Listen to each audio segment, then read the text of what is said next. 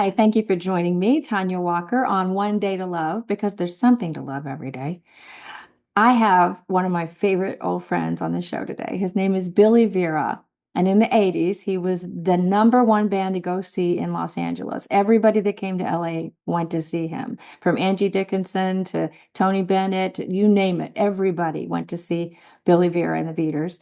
And I was one of those people all the time. I would follow him around, and he was represented by the same agency as I was. And we just had so much fun. At one point, I even had a band that played with him at a club in Santa Monica, and it was a highlight of my life. I had a great, great time. His music has always been special to me, and there was one song that there'll be a story about that in the show, you'll see, called At This Moment, which was huge on Family Ties, and it became a standard. He'll talk about that. So just stay tuned. You're going to love this. He's got more stories than you can't believe, and I could have talked to him all day. So if you like the show, like and subscribe. I'm almost up to 1,000, so that's good. And thanks for hanging in there with me this past month. I had a lot of personal things I had to take care of, but we're back on track. So thanks again.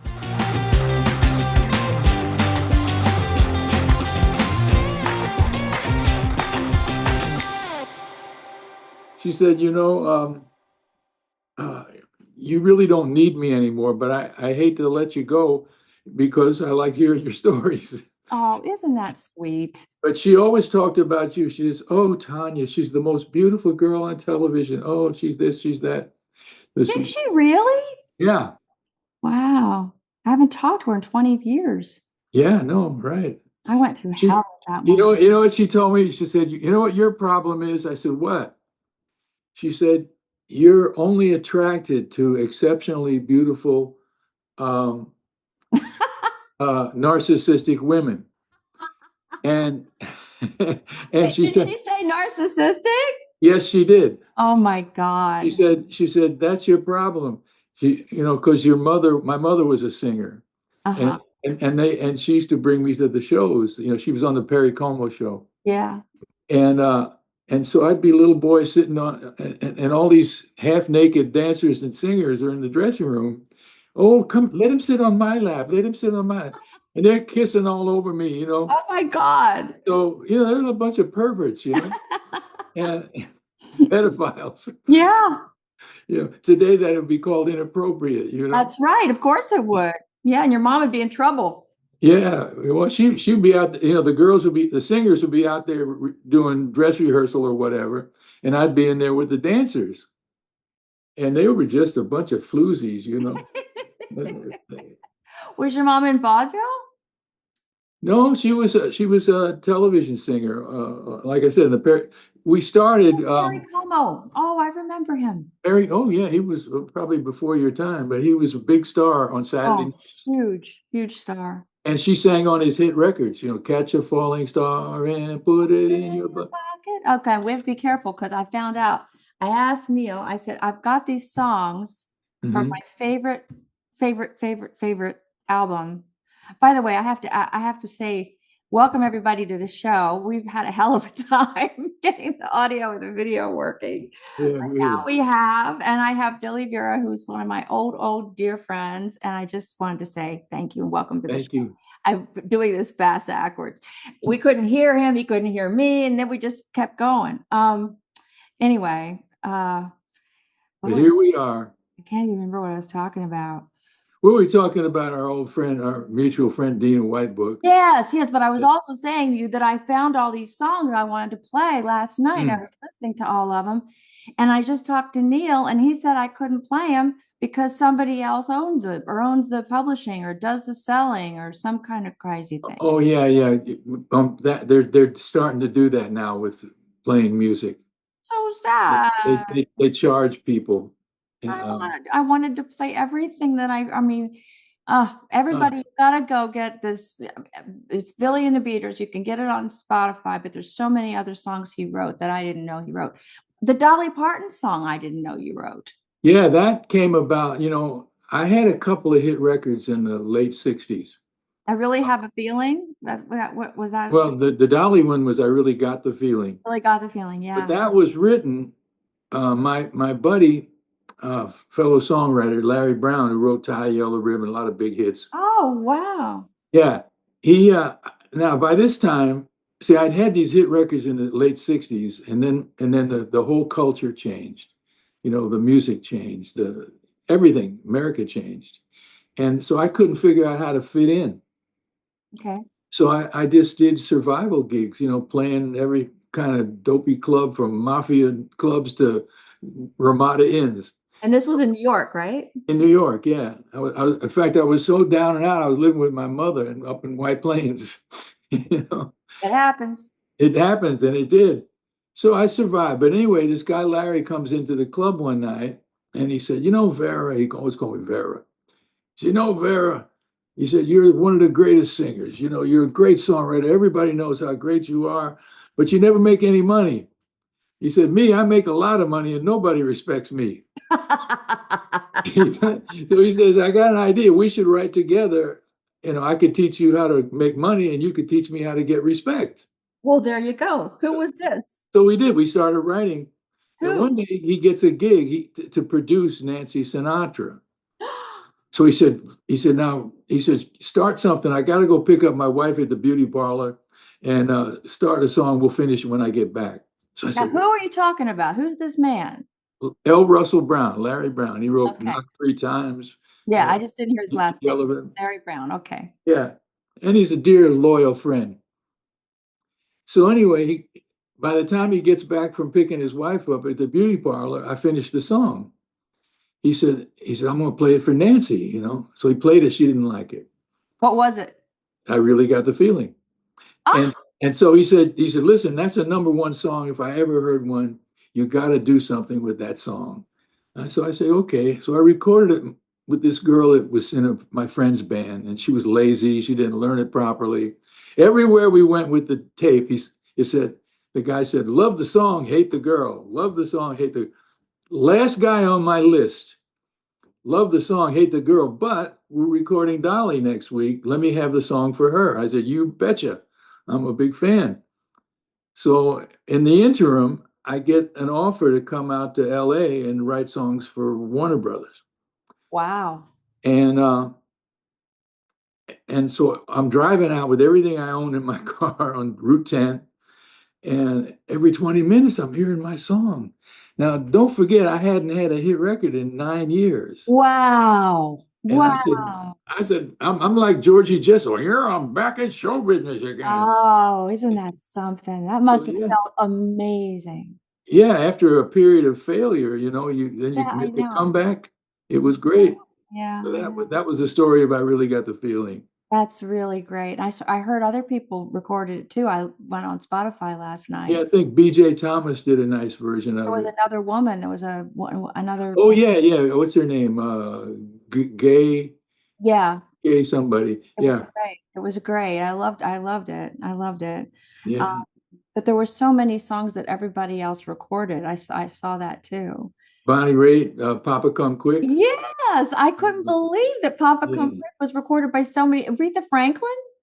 I wish I thought it was Aretha Franklin. There were three or four of them, three or four it people was. that did that song. I couldn't believe it. Yeah, It but was. Bonnie was a big one. And of course, At This Moment got covered years later by Michael Bublé. I saw that, and he had a number one album with that song He, on it, he Crazy Love. sold. I got paid on 14 million records Yeah, on they said Crazy his. Love was a number one album, and your song was on that. Yeah, thank God. Did you ever meet him? I never had the pleasure. I did meet his producer later. Yeah. Yeah. So I was hoping to get a gold record or a platinum record from it, but you know, I mentioned it to the guy and she said, "Yeah, well, we'll look into it," you Well, know. I think you should keep looking into it because you deserve that if you had 14 million of them. Yeah, you know, Bonnie was good about that. She sent me a platinum record for, for Papa Papa. Kunquid. That's Yeah. great. That's great. How do you get these singers to hear your music? I'm the worst at that.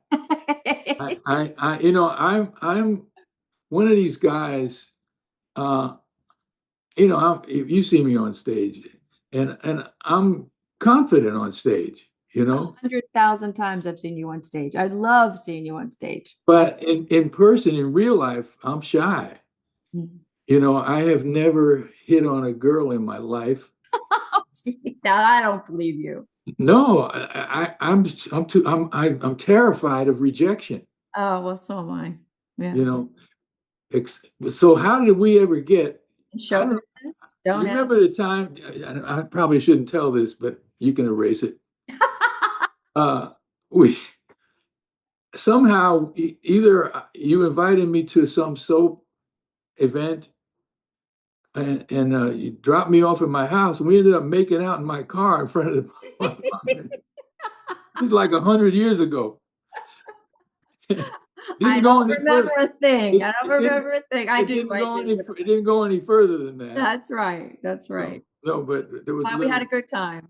We had a nice little makeout session in the car. We had fun. But I was too shy to take it any further, you see. So and I'm left with these bolder women, you know. Yeah, you were saying that we Yeah, actually went to the same therapist, which is hysterically funny. I know, isn't that There's wild? only 1,000 therapists in Beverly Hills. Yeah, but she was I think she was pretty good. She was great, but I just Yeah, can't believe you just mentioned her to me a few minutes ago, and I hadn't thought about her in a long time. She was a you know all her story. I mean, her one-time husband, I guess her first husband, was an accountant to the stars. oh He had wow, he had like Nat King Cole as a wow. client, you know, people like that. Yeah. She was a wonderful, wonderful lady. She's like my Jewish mother. Yeah. Well, that was her she told me that that was her tactic, I suppose is the best word, but she said my thing is to reparent you, to reparent you. Wow, And that's a pretty deep saying. did a really great job. She really helped Yeah. me a lot. She was really, Yeah, me. She helped me career-wise very much. yeah, she helped me personally. I Yeah. was alone when I got here, in You were 19. what? I came out here and I didn't know anybody, and I was 20 years old. Mhm. I was 19, I was turning 20. You were a baby. Yeah, I really was. It might have been 18 turning 19, whatever it was really young. And Yeah. um, and it was hard to be this far away from home when I'm from a tiny little town in Maryland. Yeah. I remember. Yeah, so I just kept acting like I understood everything and acting like Yeah. I had the freaking clue what was going on. And every job I got, I thought that they were going to tell me they didn't like it or because I didn't know what I was doing. And and they just said, "You're a natural, don't take any lessons." And I do believe that that's the case, but I'm from a very education-oriented family, Uh-huh. so I have to earn it. I have to take the classes, and I have to know that I learned the stuff and that it's not Yeah. just my natural inclination.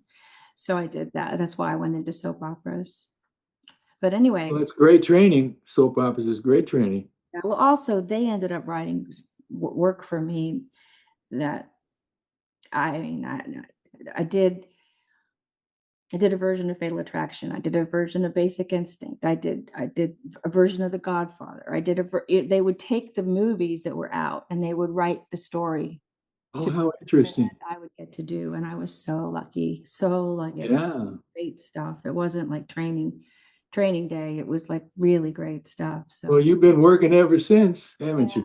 yeah. Except I got married and stopped, and I came out here. Yeah. But I didn't want to come back. I really just wanted to stay back and do what I was doing. I made a movie, and this isn't about me.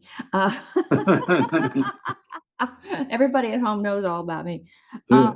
yeah, so I just wanted to explain that when I came out here, I went to see you once, and I fell in love with this song you sang called At This Moment. And I told you that I wanted to record that song. And about 10 minutes later, tell everybody what happened. Did you record it? No, because tell them what happened. Well, we you know who did record it before I did? Rita Coolidge did a version of it that I don't think it ever came out. Talking about You happen to have it the on family tape. ties piece. Pardon me? Family ties. It was on Family Ties the week after I said that to you. Was it that soon? Yeah, it was like so fast. And I was like, what Wow. the heck? What the Yeah, heck? I he can't do it. stole my hit. Yeah, yeah. I was like, oh my God. and it became huge. It was The power of huge. television. Well, the way it happened was we had a record deal, 1981, and so we had a little hit off it called "I Can Take Care of Myself." Up tempo. Love that song. That's the greatest That was song. a fun one, yeah. Everybody, you've got to go on Spotify and download these songs. They totally hold up. They're still hysterical. Some of them are heartbreaking. Some of them are very funny. It's just really, you're so good. You were listening. Oh, honey, you know it. I really love your stuff. So here's what happened. We lose our record deal because the company went out of business. Yeah. And so for the next 4 or 5 years, I'm eking out a living playing Thug of the Week on various TV shows or movies and stuff. Because when you're from New York, that's what they hire you to play. Thug of the Week. Thug of the Week. This week's Thug of the Week is Billy Vera. Yeah. He gets killed at the end. Again. So at any rate, so I kind of eked out a living, as a low-end actor, thanks to my songwriting mentor's brother. My songwriting mentor was a guy named Chip Taylor. Now, Chip wrote Angel of the Morning, Wild Thing, a lot of great songs. Wow. He had an older brother named John Voight. So John came in, and I knew John from back when I was like 20 years old, and he was a struggling actor. Oh, my gosh. And so he comes into the Troubadour one night and with David Proval, who was his acting coach. And he comes backstage. He says, Billy, I haven't seen you in about 10 years. He said, you're doing something up on that stage that I've never seen a singer do. I said, what are you talking about, John? He said, most singers sing at an audience, hello, LA, how am I going to do all that crap, Vegas stuff. And he said, you're singing from the inside out, dude. He said, you really should think about being an actor. I said, John, I'm not good looking enough like you. I can't be an actor. He said, no, Jimmy Cagney, he wasn't. Look at him. Yeah. Jimmy wasn't Clark Gable, He said, so he made me go to the class. So I go there, and I was scared to get up on stage. The first 2 guys I saw up on there working out was Chris Mulkey. I don't know if you know Chris, really good actor. And this guy, Rocky Echeverria, who became Stephen Bauer. Oh my gosh. Yeah. So I said, these guys are doing something real. This acting stuff is not bullshit, BS, I said, so I stuck around, but I was too shy to get up on the stage. And John said, man, you're up on stage every night. What are you talking about? I said, yeah, but I got a song. I got a guitar. I got a microphone. I said, this is something else. So after a while, I started to get okay at it. And then people started asking me to be in plays and TV shows and a movie called Buckaroo Banzai, which became this big cult. That was big. Yeah. So, I was in the Doors, with what's his name, Oliver Stone and all that. I did Blind Date with me and Bruce Willis. Really? You did that with Bruce Willis? Yeah, I'm so happy that you got to work with him. I hate what he's a wonderful guy. You know how I met him? I had already met Demi before they met. Ken Schreiner, Ken Schreiner? I'm from General Hospital. We worked. Oh, that's right, of course. Wonderful guy. Mm-hmm. He brought a bunch of kids from the show to see us one night. And so I got together with Demi, and then, I don't know, maybe 6 months, a year later, Bruce comes in the same club. He had just started that Sybil Shepherd show? Yeah, the Sybil Shepherd show. and I recognized it was the first episode. And he said, man, I saw your name out front. I had to come in. He said, I used to be a bartender at Peter Weller's club in New York. He said, Peter bought 200 copies of your album and gave it to all his friends. And I'm a fan of your music. I said, wait a minute. Aren't you that guy on that new show with Sybil? He said, yeah. I said, dude, mark my words. I'm never wrong. You're going to be a big star. He said, what are you talking about? I said, well, man, all the guys on television, now they're all pretty boys. I said, you're a real guy. The television needs a guy. Right. And of course, he became a big star. And Huge. then we happened to end up in the same movie, which was his first hit movie. Yeah. Yeah. So, and then he got together with Demi, and they had three lovely daughters. And Yeah. you know what she's doing now? I heard that she's vowed to help him through his dementia. She is. And That's and why one of the reasons I wanted her to win, me because she too. deserved to win. She deserved to win. But one of the reasons I wanted her to win is because what she's doing is, incredible. I did it with my husband, but they're not She, married anymore. I but spent, she's a good girl. yeah, You that's know, what I'm she saying. really is a That's good what I'm girl. saying. I really wanted her to. I wish I could get in touch with her somehow because I know I could help Bruce with the dementia with my music. He Wow. loved my music. He used to come to me every week to see the band. And they say that music will help bring back people's memories. And I know if I could just sit there and hold his hand and say, dude, it's me, Billy, you know, let's listen to some music. And maybe that would help him. Well, maybe I'll just contact her through Instagram and see if she pays any attention to that. Yeah, you know her, right? Not I really. haven't I haven't seen her in I know her like through people, but I don't. yeah, I haven't seen her in almost 40 years, you know. Right, right. But we were kind of close there for a brief time. Sure. I'm And sure. so I know she would know me, you know. Yeah, absolutely. Well, maybe we could hook that up and we could fix our boy Bruce. I would love that. I would love that. It's such a terrible thing. Yeah. Ugh. So what did you do after At This Moment became really successful? Then what? Well, what happened? It became success. Was number one record for a couple of weeks in a row. 17. Pardon me? 17 weeks in a row. Something like that. Yeah, something like that. Yeah. It did pretty well. And Yeah. and who knew I was writing a standard? Uh-huh. Because the song is a standard today. But at the time, I didn't think it was commercial. I said it's a good song. It's a quality song. You know what I didn't know? Some woman hit me up on Facebook some years ago, and she said, my grandfather wrote "Moonlight in Vermont," one of the great songs of all. Oh, yeah, right. She says your song and my grandfather's song have something in common. I said, what on earth could that be? She said, well, neither one of the songs have any rhymes. And I didn't know that. And I wrote the song. I didn't think about that. I didn't either. But both songs, neither one of them has a rhyme in the song. It's a conversation. It's so strange. Isn't that wild? It's strange. And it took this total stranger to tell me what I did. Right, right, right. When you decide to write a song like Here Comes the Dawn, Yeah.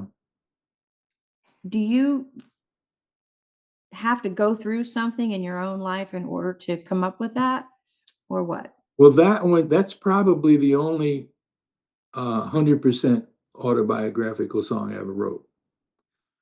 I had found at age 33 uh, true love with a 20-year-old college girl. And I was, boom, I was in love, LUV, and well, it ended. I think she was frightened by the intensity of the relationship. And but she hung in there and it crushed me. I mean, really crushed me. And so Here Comes the Dawn came out of that moment when it's over, but you're not ready to cop to admit that it's over. It's the most right on the nose Yeah. heartbreak song I've ever heard. And when Yeah. you do the recitation at the beginning, we were talking about this earlier, it's just so authentic.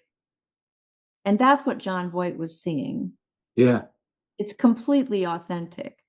And Yeah. every time I've ever heard you do it, it's like the first time you've ever said it. Yeah. And that's what a great actor does, honestly, is you do your whatever you're doing, even if you do it 7 nights a week, 8 nights a week, 8 shows a week, you do it like you've never ever, like no one's ever heard you or you've never said those words before. Well, that's the job, isn't it? Yeah, and that's what you do in that song. And that's why I asked you, do you say the same thing every night or do you come up with something else? Because when you say in the recitation that it's going to be excruciating if this is over, it's going to be excruciating. I think Yeah. that's the word you use. Do you use a different word or is it I think it excruciating? was a different word, but yeah. It's just going to be like, terrible. Risk, was taught in the recitation talks about risk, Yeah. and you have to risk a total annihilation. That was the word. Annihilation, that's the one.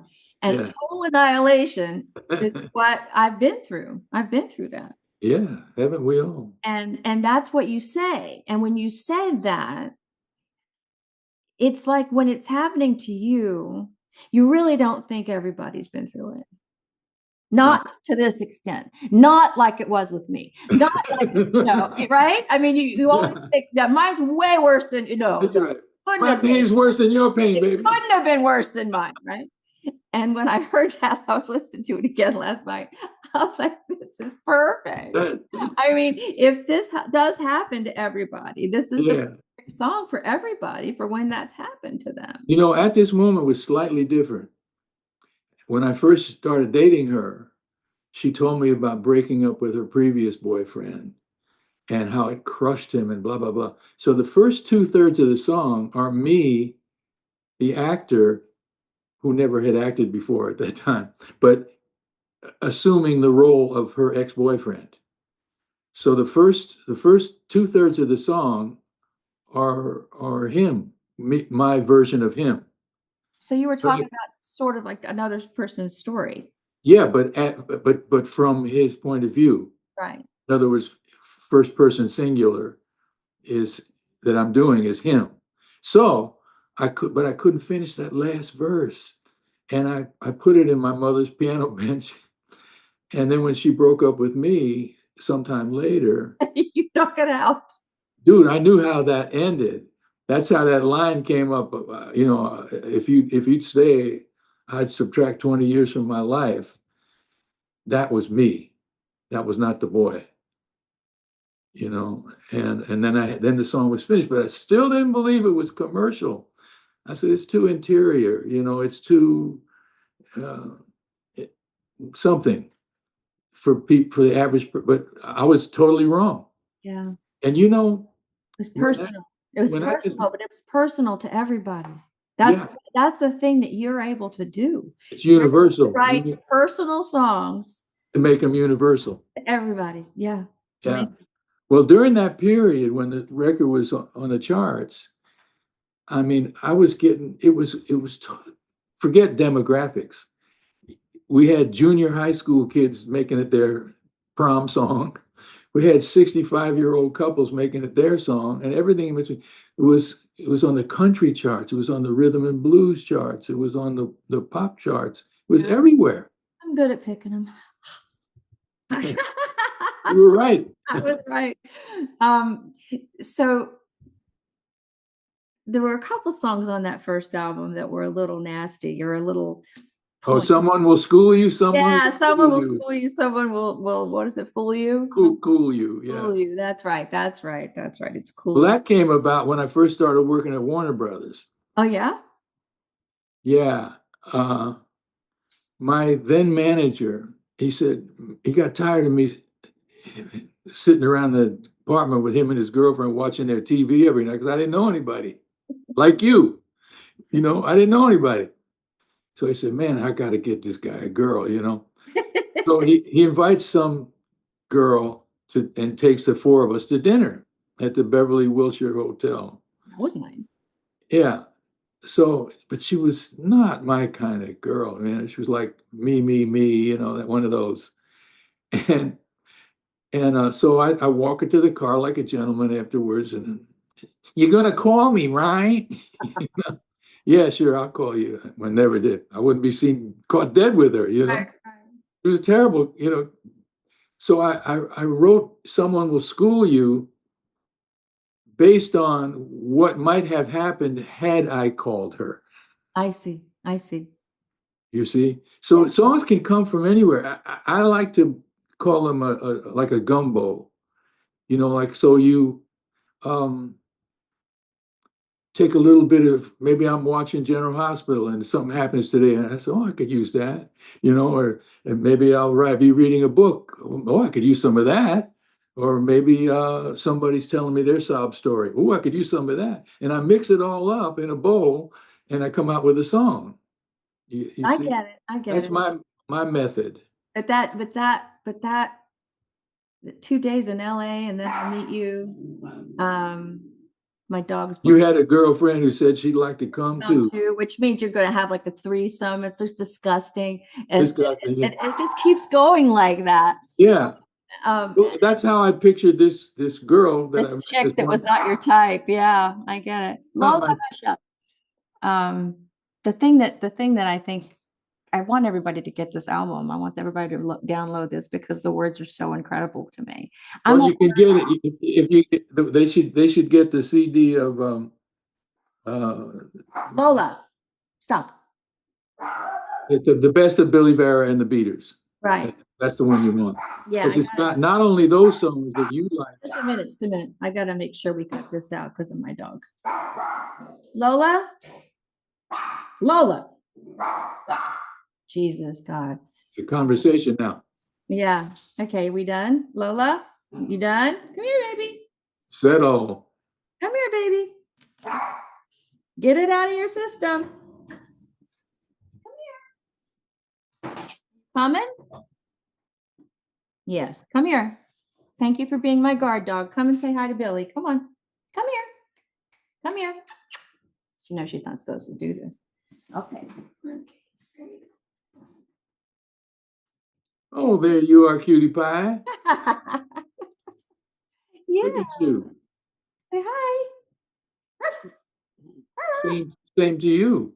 And you need to be quiet. I'm on here. Calm down. Okay. All right. Sometimes people are mowing the lawn. Sometimes people are like blowing their leaves. Oh, yeah. It's not leaves here. It's bougainvillea dead buds. Where are you in LA, right? Oh, I'm in Palm Desert. Palm Desert. Oh, excuse me. And I've got these big bougainvillea, vines. And the buds die. They're huge and beautiful and fuchsia, Yeah. But the dead ones end up in your house. They end up on the sidewalk. I mean, you open the door, here they come. I mean, it's like, so they're always trying to get rid of those. So you're out there with our boy Danny Robinson. Yeah. Oh, my man. Yeah. I want people to know I'm going to have him on the show too. He represented everybody. He just stopped being an agent, but I think he's still managing something. He retired, but every once in a while he'll call me up with something. Yeah, he'll call people up and give them a gift. You want to do this? Like yeah, I see him doing that. I met a woman named Lucy Darling who's hysterical. She's a magician, but she's also like a comedy magician. She's really good. And she does it from a character standpoint. She becomes somebody else. So this persona that she presents is Lucy Darling. Huh. And she does a lot with the audience. And it seems like it's all off the cuff. It seems like it's all improvised. Yeah. It isn't, because she's got a couple things there that she pulls out and does magic with. But she really uses the audience, and it's really, really good. So cool. He took me to see her. Well, we're playing on April 8th to Tuesday up at Herb Alpert's Vibrato. You ever been there? In Beverly Glen. Yeah. What a great club. I know. I'm going. I think our boy Ken Shriners might come too. Oh, he goes up there for breakfast all the time with my old friend who's a publicist. Yeah, I know. I love that. So April 8th. I would say if you're going to go get tell Danny you go with him. Yeah, that'd be fun. Yeah. And it's with a big 18-piece band. I just love that. That's the other thing that you did. You decided to put together a band that was based on what, Ray Charles? Well, the Beaters was originally half Ray Charles, half Fats Domino, half, right. and a little bit of Bob Wills, because originally we had a steel guitar, pedal steel. Right, I love that. Yeah, I said, I wonder what Bob Wills would be doing today in 1980, 81. What would he be doing today? Because there were bands that that copied Bob Wills and the Texas Playboys, which was a wonderful, wonderful Western swing band, if you're familiar with them at all.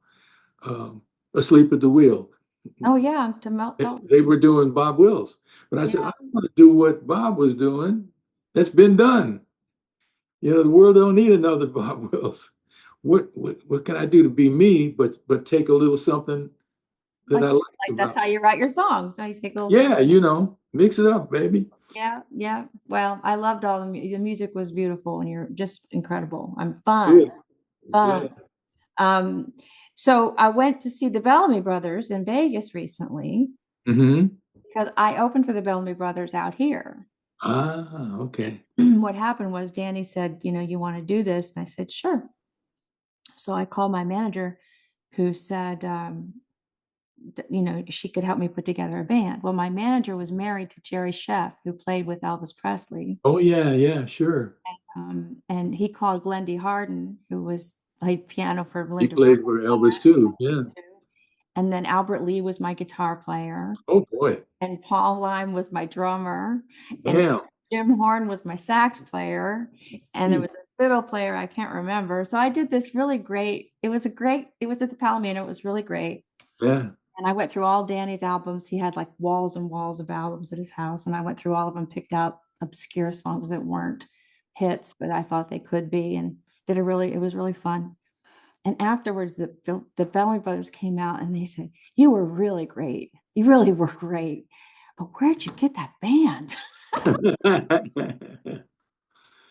Yeah, man. So I just saw them in Vegas. Oh, wow. They asked me to come backstage, and so I went backstage, and one of them had just gotten married. And Howard said to Susan, the sister-in-law, she really had a great band. That's how great the band was. It was just really important. It's important. So important. It's important to have good musicians. Some years later, after at this moment, my good friend Michael Kuskuna, a great jazz producer, he said, we just signed Lou Rawls to Blue Note Records. He said, why don't you come and help me produce him? I said, well, sure. Lou Rawls, one of the great voices of all time. Love the song he did of yours. He did 7 of my songs. The one that a whole bunch of other people did. If I Were a Magician? Yes. The Room with a View, one of those, yeah. Oh, If I Were a Magician. That's another killer song. I wrote that with Larry Brown. Oh, I'm not surprised. I mean, it was just killer. It's a great song. Yeah, we were trying to write a combination of Danny Boy and Change Is Gonna Come by Sam Cooke. Yeah. Okay. So I wanted elements of both of them. And so when we recorded Lou to write the string section, we brought in Bobby Scott, who had that Irish thing that really worked well with the Danny Boy-esque part of the tune, And Lou made a great record. I recorded it myself as well. Well, that was great. I love that. So Sam Cooke was a big influence of yours. I know that. And I think so, yeah. And I know that before that, in the past, you worked with, you loved the Shirelles and Fats Domino and all that. But it seems like you progressed a lot further, and you kind of got into the Doors a little bit. And I guess so, yeah. Yeah. I was mainly I grew up listening to mostly black music of the period, because that's everybody. Where I lived, it was all Italians and black people. So. Don't you have something written for Harlem to Hollywood? That was my memoir, honey. Yeah. And we also these guys did a documentary about me called Harlem to Hollywood. That's what I read. So that title came from because I first got known from playing at the Apollo Theater. Wow. Me and Judy Clay, we were the first interracial duo. Yeah, you wrote. I remember that you wrote a song together. Storybook Children. Yeah, right. Yeah, Judy was a great singer. She excuse me, came from a illustrious family. Dionne Warwick, Dee Warwick, Whitney Sissy Houston. Houston, and that whole family. I'll be darned. The Drinkard Singers, they were a gospel group. And Wow. Judy was the lead singer. Really? And how we originally got her on the, because it wasn't, we didn't write, Chip and I didn't write that song for me. We wrote it, we were going to take it to Atlantic Records because we had entree to the boss up there because he had recorded a song of ours called Make Me Belong to You by Barbara Lewis. It became a hit. So we said, let's write a duet for a couple of Atlantic artists, maybe get Aretha and Wilson Pickett or something. So we wrote that for them, played it for Jerry Wexler, the big boss up there, pounds his fist on the desk, says, man, that's a smash. Get rid of the girl on the demo and I'll record you on Atlantic Records. Well, to me, Atlantic Records was like the home of the gods. Oh, wow. They had Ray Charles, Aretha Franklin, Bobby Darin, the Coasters, the Drifters. All my favorite artists were on Atlantic.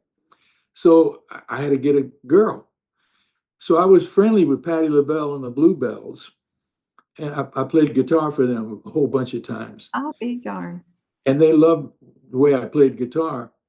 But one of the girls in the group, Nona Hendricks, had a deeper voice than Patti, and I felt it would blend better with mine. So we recorded it. But their manager got in on the act.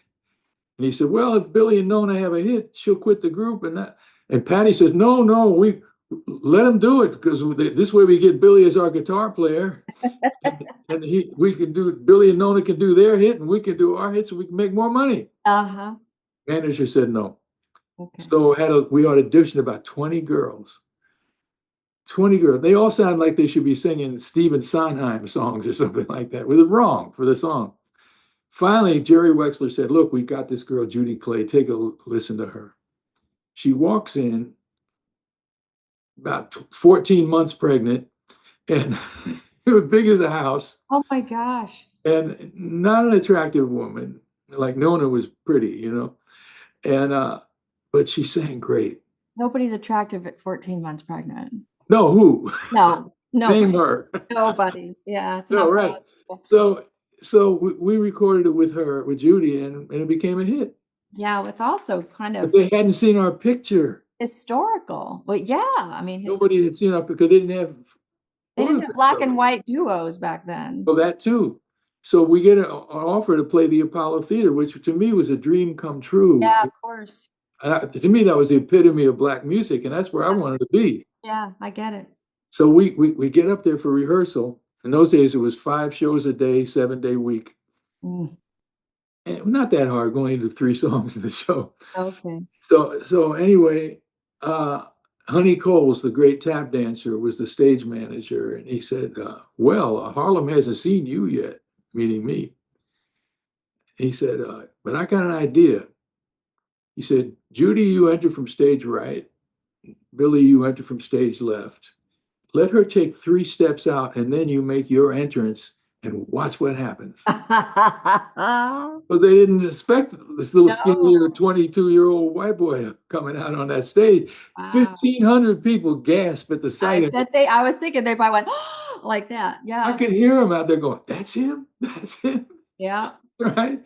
So, well, he had put us on second, and that's not a good spot. It's the opening act is usually a highly choreographed, exciting act to get the audience up. Uh-huh. Second act is somebody new, maybe not that good. It gets better, star. So after the first show, we killed. And he said, I'm changing up the show. I'm going to put you all on right before the star. He said, because ain't nobody going to follow you two. Wow. That became our spot, from then on. Wow. I've got to look that song up because I haven't. Storybook Children. It's a pretty song. Storybook Children. I want to read that. It wasn't written as an interracial song. It was just a song, wannabe adultery song, Yeah. What's this? There's 2 other things I want to discuss with you. One was the Hollywood Walk of Fame. When did that happen? When did you get your star? That I had done Johnny Carson 9 times. I was told by the crew that I was his second favorite singer after Tony Bennett. Oh my gosh. So Oh my gosh. Yeah, yeah. The crew always liked me because I always make friends with the crew. Yeah, I do too. I do too. Yeah, you know the deal.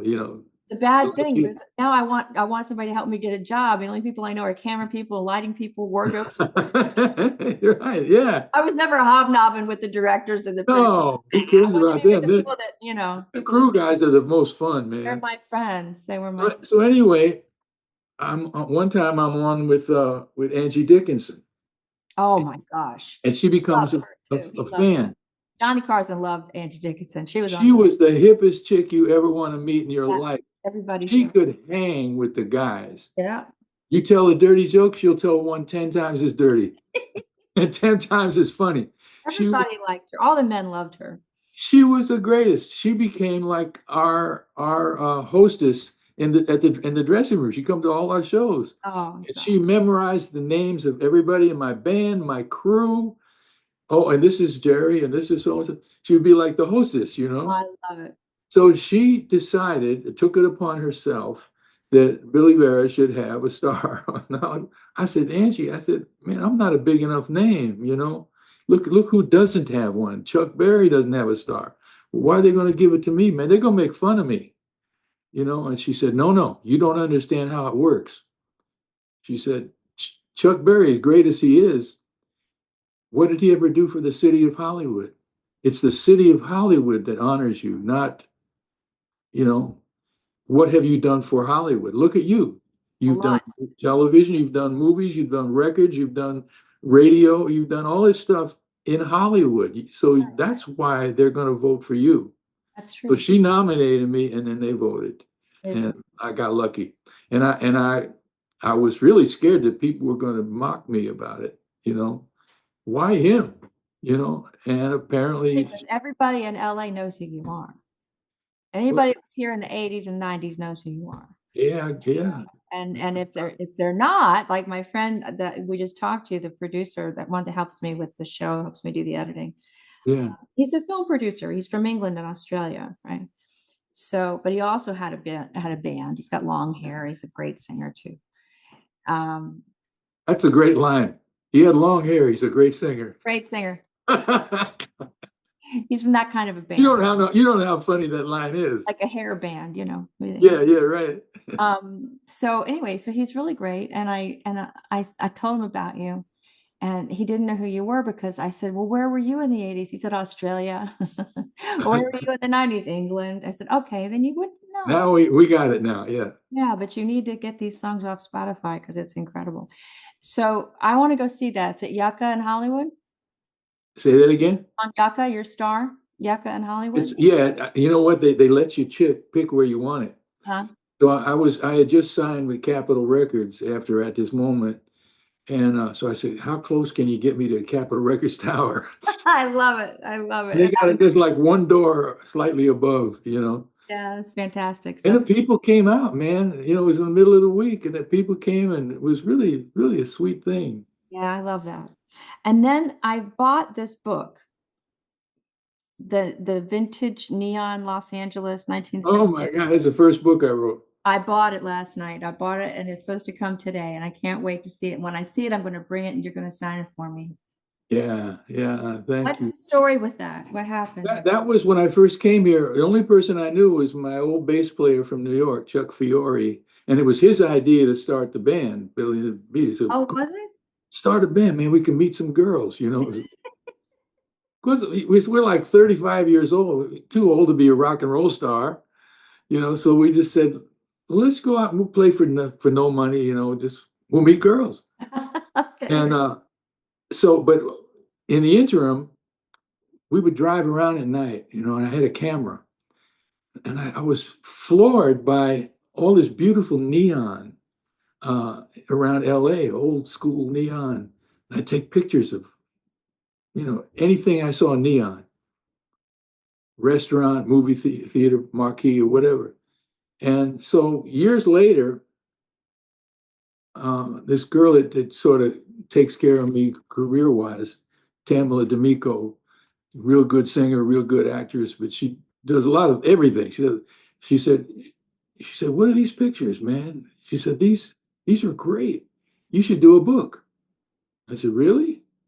She said, yeah, we use the pictures, you write something about each picture and that'll be it. So she did, she got it out. I'll be darned. Yeah. So then, You have one from Musso and Frank's? yeah, I love Musso. I bet you do have a neon from Musso and Frank's. I don't know if I do in the book. I remember that one more than anything. That Yeah, was every time I went by there, it was so old school. I mean, it really is, still is. yeah, I know. It's still Yeah. there. It's still I there. went there not long ago with an old How could duet, it still be there and Chasen's be gone? I don't get it. right? I don't get it. I don't know how Chasen's is ever. I just can't understand what happened to Chasen's. I mean, Yeah. if Elizabeth Taylor likes your chili, you should never, ever, ever go out of business, right? And Sinatra too. He'd have it shipped in wherever he was. Yeah, I mean, yeah, I don't get it. Oh, What well. are you gonna do? So then I did that, and then people were after me. Said, "Well, you got so many stories. Why don't you write a autobiography?" I said, "Man, I don't know." By this time, I had been writing a lot of articles and liner notes for box sets and albums and I stuff. was reading that. I didn't realize that people wrote those that weren't the people that were in the. I thought everybody at home, the people that write all the stuff inside the album covers, you always think it's from the people that made the album, but it's not. Hardly ever. I learned that when I was reading about what you were doing with that. Well, I love the old music, going back to the 30s, and 40s, 50s. So I've compiled and annotated and anthologized a lot of that old music. A couple of hundred CDs of them I've done. And so my writing chops got, fairly decent after a while. So somebody said, well, come on, you could write. You're a really good writer. Why don't you write a book, autobiography? Oh, man. So they pushed me. I wrote it. And Tamala, again, she found me a publisher and they gave me a little advance, you know. And the thing came out and it came out nicely. And then that went on to this other publisher, knowing that I could write about old music, said, well, we're doing a series of books about little independent record companies, some Oh, new, some old. You used to work for Specialty Records. That was the company that had Little Richard, Sam Cooke, Lloyd Price, all these people. wow. So, and I knew the owner. He was 100 and some years old, the guy, the original owner. So I had all that. I had um, I had all the recording session contracts, the union contracts. I had the correspondence between him and the artists. How'd So you I get had a all lot that? of information that I could use, and that's called "Rip It Up: The Specialty Record Story." Oh my God, that's great. How'd you get all that information, all those contracts? By working at the company, Oh, I'm a junkie for that, yeah, I'm an information junkie, yeah, that's basically. great. And then finally I said, I woke up one morning with this whole scene in my head. It was like a chapter of a novel, fiction. I said, let me see if I can write this down. Maybe I could write a fiction book. Let me try it. So I did, and we didn't get a publisher for that because fiction is hard to sell. But we did it, just published it or self-published, and that was a really bizarre kind of a book, dystopian novel.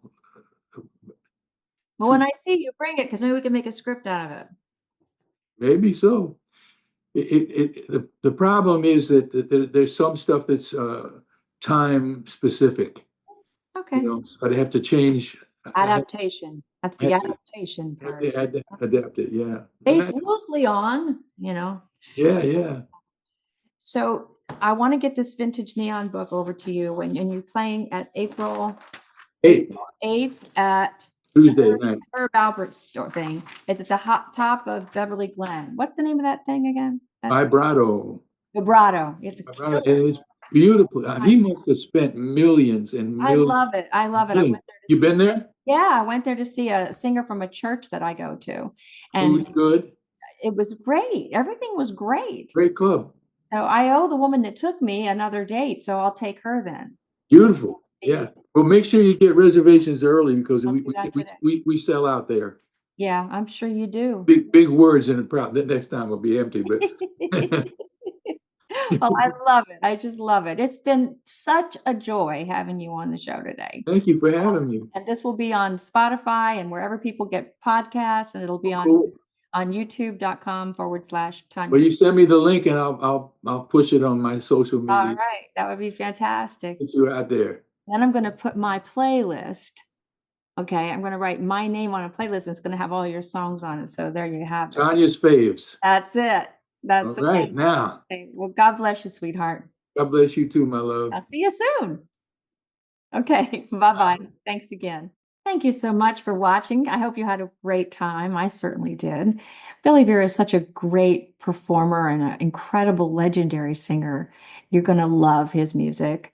I'm going to put my playlist for you underneath the show on my website there at YouTube. And leave me some comments. Tell me what you think. I know you're just going to love this.